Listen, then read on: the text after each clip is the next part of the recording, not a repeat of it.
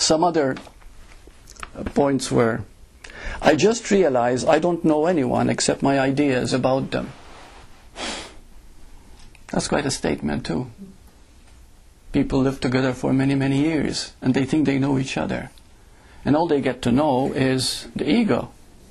So they say, oh, you've changed so much. You're not the romantic person you were before. You see? Or you're not like this. Or I thought you were like this. You see? And we never really get to know the being that is in front of us, because we think that being is our idea of it. You see? But that being is the now itself, which is you in a different form. And this is why if you hurt someone, you hurt yourself. And this is why if you judge someone, you're judging yourself. That's called karma too, you see? But the understanding of this makes you transcend karma.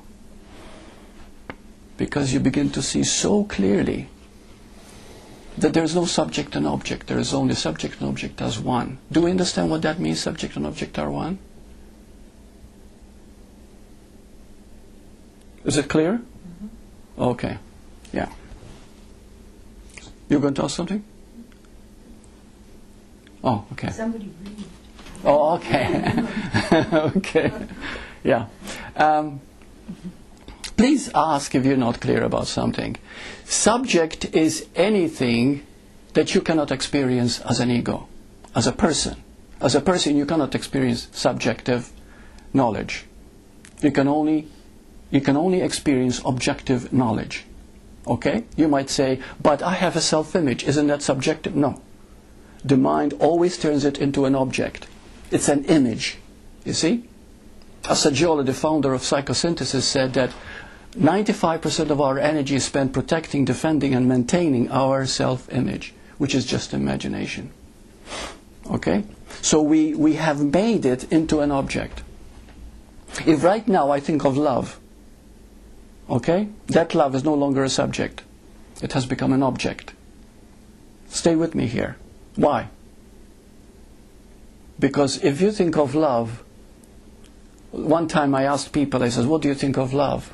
And if a person happens to be physical, they think of sex or making love.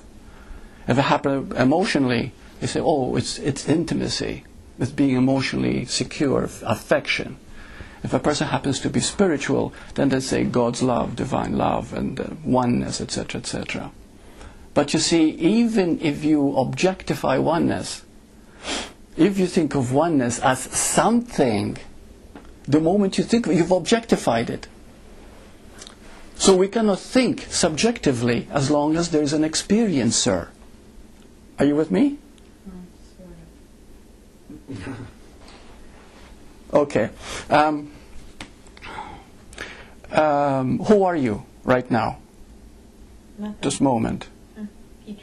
Well, no, nothing. That's right. Who is this me? Can you find this me? Where is this me that you think you are? You cannot find it, right? No. Because now the real you is subjective. But if you say, oh, there's a subjective me, and then there's, you see, there's a duality here. You create the mind immediately, the moment it thinks about anything, no matter how spiritual, quote, it is, it becomes objective. It is the nature of the mind. This can be helped. We objectify everything. This is why seekers, or people who study spirituality from books over a period of time, they have read it so much about now, hereafter, reincarnation, whatever. These words, oneness, that they've objectified them. And then they wonder why they're not living from them.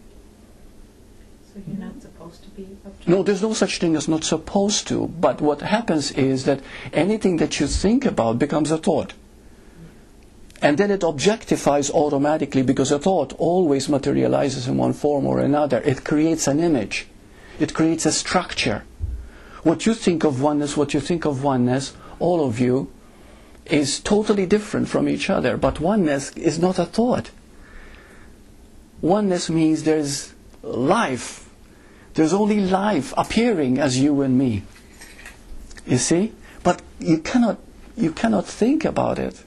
You have to feel it in your heart. There has to be that aware space in which you can feel it. And when you feel it, you're no longer objectifying it. You're it. Okay. As long as you think about it, you objectify it. When you're it, you're no longer objectifying it. You are it. You are the now itself. You cannot think about now. So if you're thinking about it, you're objecting about it, therefore you're not being it. Very good. But very good. But yeah. How do you not objectify it? If you can't. Feel it right away. You can't. Oh. You have to objectify it. Wow. Object and subject are one. Got it? Then you're not feeling it. So you're missing. No, you see, you can't help doing what you do. Okay. Thank you for your questions. I mean, it's wonderful. I love it. Okay? Because you're bringing out very important aspects of it. You can't help doing what you do. You can't help thinking the way you do. Okay? We have no control over it. We are being lived by life. Life is living us. You're not as independent as you think you are. You're not a separate individual. You are life in manifestation. Okay? In other words, life chose to express as Petra now. Okay? So whatever you are thinking and objectifying is consciousness doing it through you. You can't help that. But you can be aware that this is what you're doing. Okay. So whatever I'm thinking is just an object, and it's not real. You see, this is the paradox. One realization that I had, the shift in a hospital, is that nothing is real. The only thing that's real is this aware space, this presence. But the moment I realized that nothing is real, then I felt the reality with me all the time. Do you understand? So the moment you begin to see that everything that you think about, even these words that I'm saying now, we're objectifying and we can't help it. But the moment you see that, you're moving beyond it. You see, we're not doing anything. All we need to do is see that we're objectifying. But there's nothing wrong with it. Nothing wrong at all. And do not stop reading spiritual books. It's beautiful. I'm not saying to stop anything. What I'm saying is that they cannot awaken you. Because awakening simply means seeing what is. You see? All the time, seeing what is, moment to moment. And as you see what is, you begin to transcend. All it takes is one moment of thinking, oh, I know. The moment you do that, you're finished.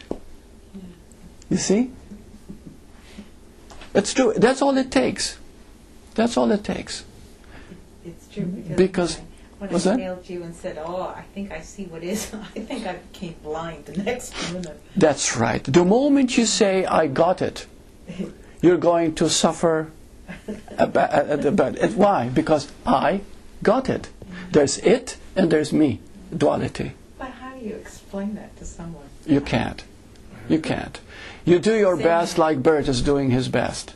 No, you can't. But the important thing is that you keep seeing that whatever you're experiencing is not it, and it's okay because you are it. You are the subject that's experiencing all these objects. Do you understand? You see, you are the one. You are the God. You are the life. You are this. But if you say, oh, I am part of oneness, you lost it already. You're not part of oneness. You are oneness. See, the moment there is any separation, no matter how subtle, you lose it. You can't help it. Okay, I repeat, you can't help this.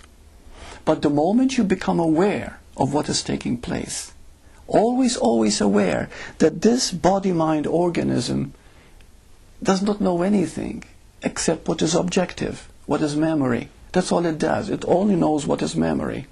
The moment you accept that humbly, that's a surrender, you see.